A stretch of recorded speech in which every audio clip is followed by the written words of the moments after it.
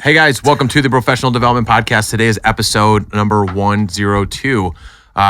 We talk about tough decisions and whether to use your intuition or logic. We talk about quotes. We talk about personal experiences with intuition and logic. I don't have my notes up, but the rest of it is pretty fucking good. So tune in and let us know what you think. Leave us a review on iTunes and YouTube. Thanks. All right, episode 102. All right, so episode 102, intuition versus logic, making tough decisions. What do you guys got for quotes? Oh, I'll go. I got a really good one. I had this one earlier today. Did you pick the first image on Google, so that's why you wanted to go first, just in case someone else has not it? even on Google. Okay. Ooh. The only real valuable thing is intuition, and that's by Albert Einstein. I thought that was interesting because I feel like you have to have some sort of gut feeling when you make a decision in life. So otherwise, you're just, I don't know. I feel like a lot of people have intuition. It usually ends up being right most time. Yeah. I actually have an Albert Einstein quote as well. So the intuitive mind is a sacred gift and the rational mind is a faithful servant. We have created society that honors the servant and has forgotten the gift. So I think this was forever ago, right? However, I don't know how long ago Albert Einstein was alive. I don't remember particularly.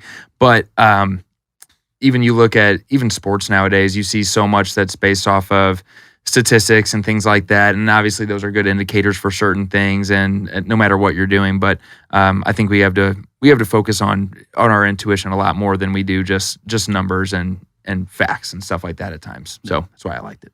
Mm-hmm. So I've got, it's by logic that we prove, but by intuition that we discover. To know how to criticize is good. To know how to create is better. It's by Henry Poincaré. A French mathematician. So this probably goes alongside with like what a lot of you guys are saying. I feel like the intuition, again, is that gut feeling. I feel like it's a lot of pattern recognition without knowing that it's pattern recognition, right? So going with that gut feeling and kind of breaking through barriers, and then logic comes around and gives it like the play-by-play and it kind of explains it off. Yeah. What do you got, Sal? Mine was trust your instincts because intuition doesn't lie. Good. Who was it by?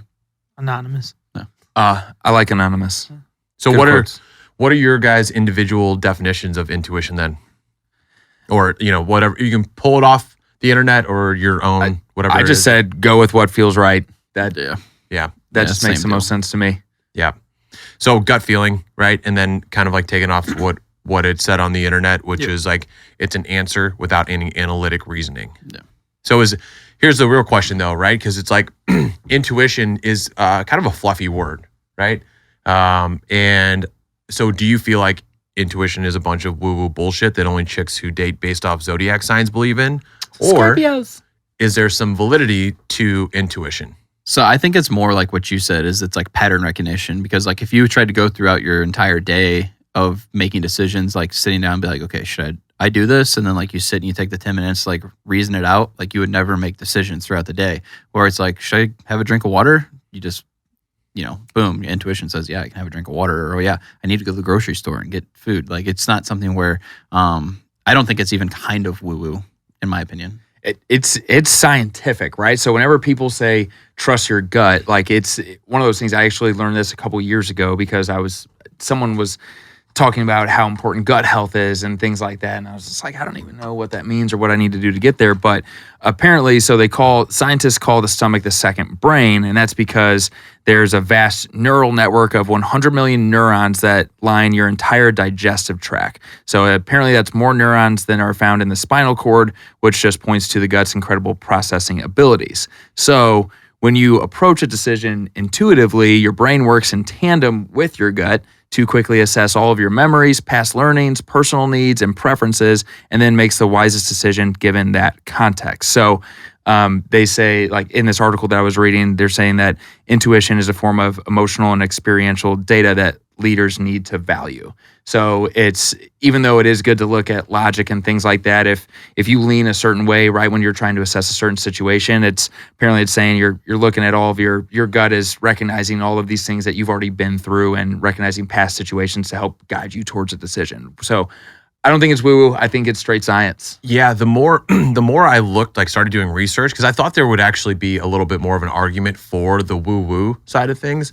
And then I started researching, and it's like, no, Carl Jung studied this and like came up with like, there's basically two types of learners. There's intuitive learners, and then there's sensory learners. And when I was listening to a podcast about it, they were relating it to like the what's going on behind the curtain analogy. So it's like an intuitive learner is guessing what's going on behind the curtain based off what's happening in front of the curtain, right? Because you can see what's happening in front, but you really have no idea what's going on behind.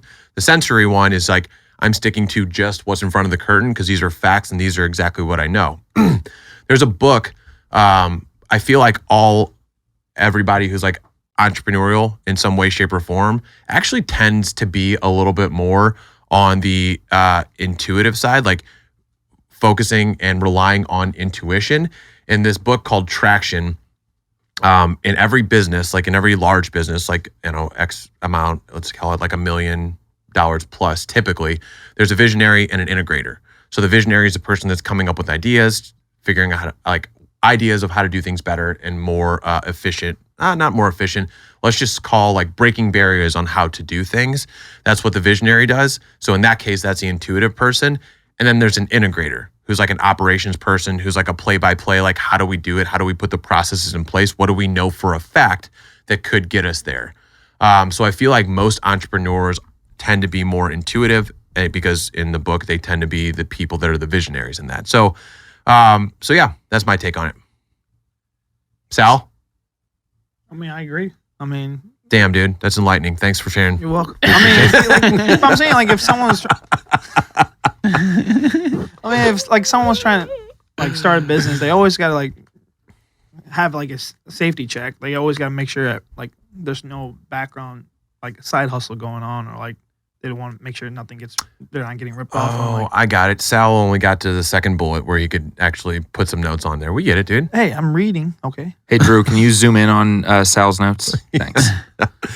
God damn it. Oh, wait, just a bunch of drawings of dicks. I also compare like intuition and logic a lot to like the military. Obviously, they put in a lot of time and effort to have logic and reasoning to how they're going to approach every situation. Mm-hmm. Until you realize you're in a fucking war zone and there's a plan A, which gets destroyed 30 seconds in, and then you have a B, C, D, E. And at some point you have to like trust your intuition. And it doesn't always work out, but I feel like if you're in a position like that, like Jocko, he'd be a great person to talk to about this, because I feel like the amount of times he just trusted his gut in a situation and ran with it, is probably far more than like the logic and reasoning part. So Yeah. like to back up Bobby's quote, like logic and reasoning is your principles or your friends or something. yeah, But- it was the intuitive mind is a sacred gift. Rational mind is a faithful servant. Yeah. So they use that to, do the dirty work, but then at the end of the day, you still have to be intuitive to execute on it. Yeah. And the interesting thing that I read, so it's a muscle. Like your intuition, they kind of, the podcast that I was listening to, I think it was a podcast, they related it to like snowboarding and your tolerance for risk, right? Yeah. So if you're snowboarding or skiing and you don't do it often and you're saying, fuck it, I'm going to go down black or double black or whatever, obviously it could go wrong.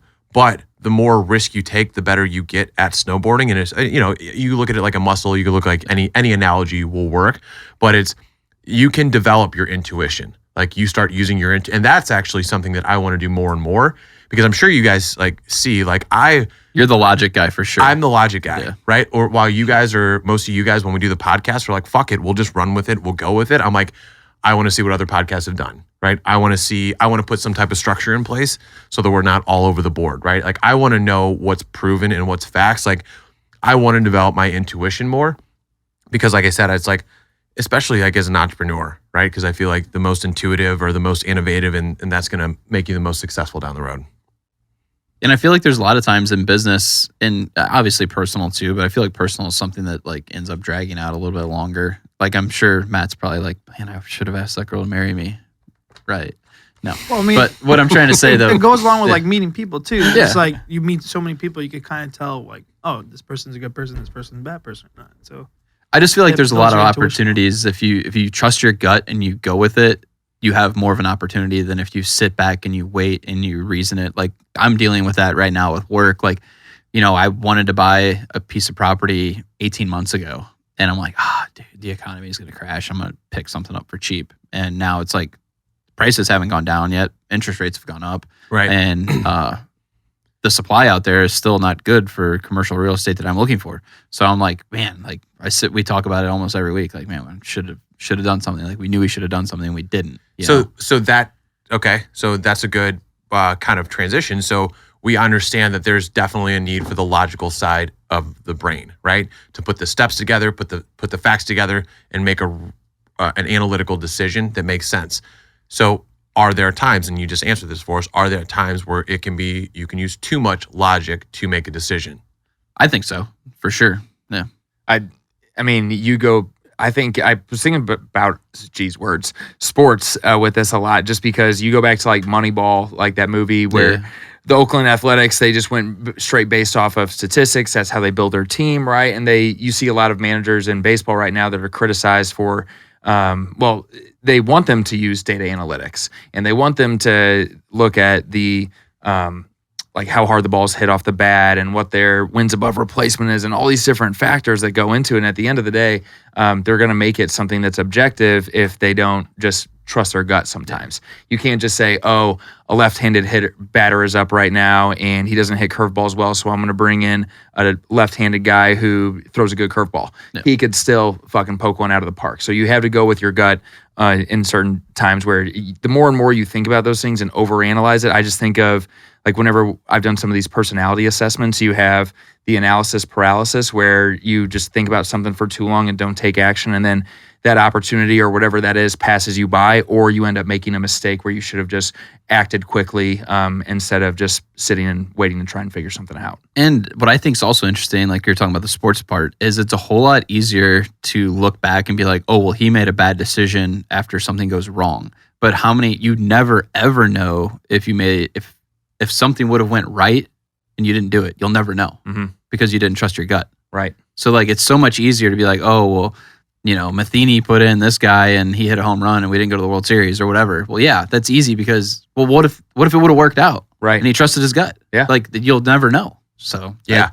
And then that's going off that, like, and you hit the nail on the head, because I don't have too much on this, but paralysis by analysis, like analysis paralysis, however you want to talk about it. It's like that happens all the time.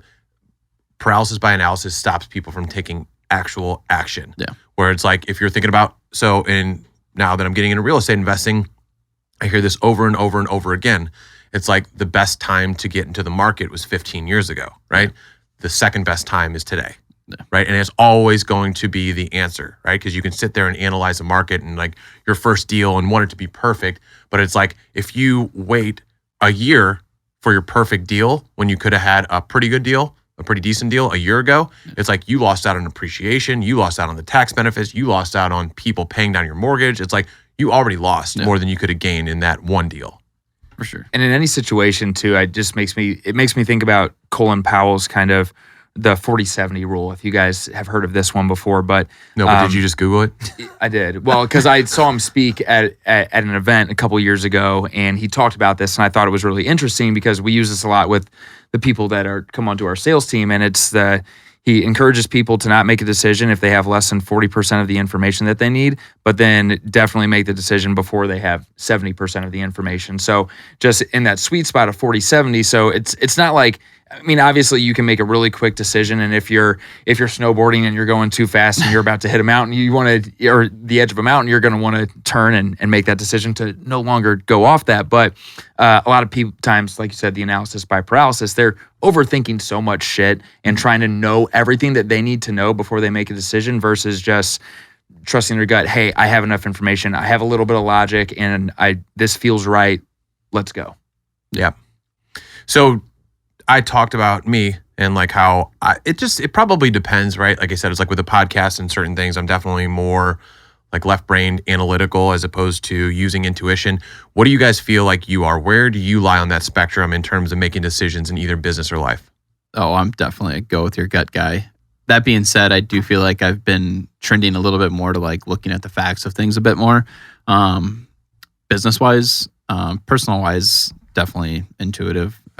I feel like that's one of those things, like personally, like, like your gut tells you like this is the right person I should be with, or my kids are good kids. Like you just know that. Like you don't have to like take like, Take this personality assessment Yeah. to see if you're a good person. exactly. That's why Matt's still single. They all have to go through. There's actually As soon as you there's a match link, with them, there's a link to Myers-Briggs right in my profile. you have a specific Google survey that they have to fill out. Right. Yeah. No, Bobby, what about you? So I was going to say, I feel like I'm the same way as Brad. I typically always trust my gut. More so, definitely on the personal side of things, same thing. There's not much thinking that goes into whether I feel like I can get along with someone or not, or if someone like believes in the same things that I do. I think that was a little bit like a little foggy whenever I was drinking a lot, because it was just like, oh, this person might be a good person to hang out, and they ended up just being a drinking buddy. And there's nothing wrong with that, but I wasn't really looking too much deeper than surface level. So that's changed a lot for me. And then, but in business, I feel like I do trust my gut a lot. But then one of the things that I fail on a bit is sometimes to take action on that. And that's something that I'd like to personally get better at. Is once I feel that gut feeling of this is good, this is bad, take action on that versus just sitting and waiting for the right time, or like right time to have a tough conversation or even a good conversation. Yeah. So when is it right to use intuition versus logic? Like obviously that's a loaded question, and there can be a bunch of variables. But I'll start so I can like kind of guide you guys into like what I meant by this question. I feel like you should use your intuition to make the decisions when it's like I said, you're torn, right? And it's like you've already done the kind of the background work on maybe what you're thinking about doing, whether you're torn in business or whatever. And then as you move forward, use logic to verify that. So I went back to Dr. Selk in his book, Executive Toughness. He says when it comes to decisions, decide to always decide, right? And he talked about that using like your personal vision statement or whatever. He's like, because that gives you a course of action to start taking. Once you start taking that course of action, you realize if you're on the right path or not. And if you're not on the right path, you'll realize real quick and you course correct. Yeah. And then eventually you get to the right decision. So I agree with that. And then I know it's another quote, but I found a Steve Jobs one whenever I was looking through trying to find something that made sense, but it didn't really make sense until you just said that. But he talked about how you can't connect the dots. You cannot connect the dots looking forward. You can only connect them looking backwards. Yeah. So if you can just, like you said, trust that intuition, and then you can look back and say, okay, cool, here's where I need to make some adjustments. Here's where I need to move. That RSF mindset of, all right, what's one thing that I can do to make this better now? So I don't know if I don't know if I have a specific answer or even a comment that is worthy noting, but whenever I think logic, you can do a lot of research, you can do all those things before. I think of it as logic being such like a numbers thing, where obviously that's not the case, because there's been studies done for whatever it is that you're looking to go into, or conversations that you can have to hear from other people's experiences. But I think you just need to jump, make that decision, and then look back as you go forward. And I think it's just like you kind of know, if that makes sense. Like you know if this is a decision that you should be making without doing research or backing it up with logic and facts. Mm-hmm. I feel like most of the time and when you make that decision and you're unaware, that's when something may go wrong. Yeah. So have you guys ever seen that thing where it's like, okay, if you're torn between two things, right? You have somebody flip a coin, and then they're like, all right, heads it's A, tails it's B. And then you flip it, and then you hold it, and you say, okay, which one did you want? Because like at that time, their intuition or their gut will tell them which side that they wanted. That's interesting. Right? Yeah. Is this how you pick your woman? No, this is how we were going to tell if you're gay.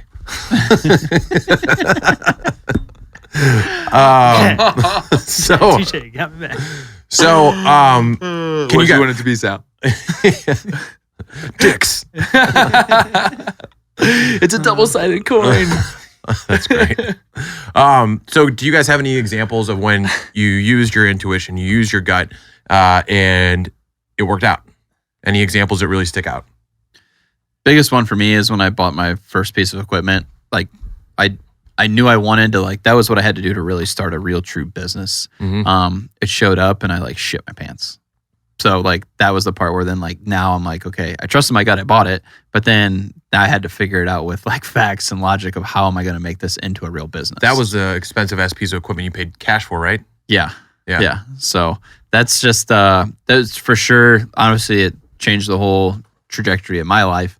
And I'm glad I made that decision. And like, I was just talking to Dan about this yesterday or day before, just been spending a lot of money at work, but it's just kind of one of those things. It's like, if you kind of look at these people who are where you want to be, what do you think their bills are every month? It's a whole lot more than what my bills are now. Yeah. So it's like, it's just part of the game. You got to spend it to make it. So that's been like, I've just been trusting the process a lot lately. Like, okay, well, I hope this works because I'm investing in it. So that's been what's going on with me. And so I feel like my whole business was kind of trusted on a gut, essentially. Yeah, that's a good one. My biggest would have been probably stopping drinking. And what sucks is I knew for a long time that I needed to, right? Like back in, I mentioned this multiple times, but it was in 2014 whenever I first went to a counselor to talk about how much I was drinking. And he said, hey, you're never going to have a successful relationship in work, romance, with family, friends, if you don't get a better relationship here, because clearly you don't have one now. And I knew for a really long time, and I think that's where I go back to struggle to take action on a lot of the things that I know are good for me or things that are bad for me that I know I should stop, that addictive personality that I have. But once I had, obviously that was a desperation move, right? But trust my gut, okay, this is the right thing. And then whenever Corey died, that was the only time since I had stopped drinking. That was 2 days in from me stopping drinking from June 23rd to June 25th that I was thinking, okay, I'll just go to the gas station, go pick up a 30 pack. And that has been the only time that I really had some sort of a temptation to actually drink. And in that moment, I knew that if I did that, I was just going right back down the exact wrong path, and decided to stay home and read instead. So it was just like a weird example maybe, but it's something that maybe is telling me something over and over again, and I finally listened to it. For sure. What about you? Just jumping into real estate kind of on a whim, right? It's like I did it on the side. If I look back, like I feel like all the lights were definitely turned green for me whenever it happened. But jumping, like even over this last month, kind of transitioning and getting my bearings, it's just like it feels right. You know what I mean? And it was like, damn, it's like I had a full ass business with like employees and like processes and virtual assistants and all this other stuff. But it just felt right, And then I definitely took some logic into an account, but it was more about like, it's easy for me. It feels good, yeah. Right? Like it was just like all these things made sense. So it wasn't like, here are the numbers, here's this, here's that. It was just like everything just made sense. And that was a gut check that was, it's only been a month, but probably going to change a lot over the next rest of my life. Lifetime, for sure. Yeah. For sure. I think we're actually running on time on this. Did you guys have anything before we close out? No, nothing on my end. Cool. Just a reminder, guys, if you get any entertainment or any value out of this, please leave us a review on Spotify or really, any major platform that we're going to be on. Share it with your friends. Share it with your friends on YouTube. Hit us on Instagram if you have any questions. And then be on the lookout. We're going to have a couple events coming up. Our next Bros in Business is going to be August 18th? 17th. August 17th. And then we are going to be looking to do some type of golf outing. So more information to come on that. Otherwise, we appreciate you guys listening, and we will see you next week. See ya. Later. Deuces. Deuces.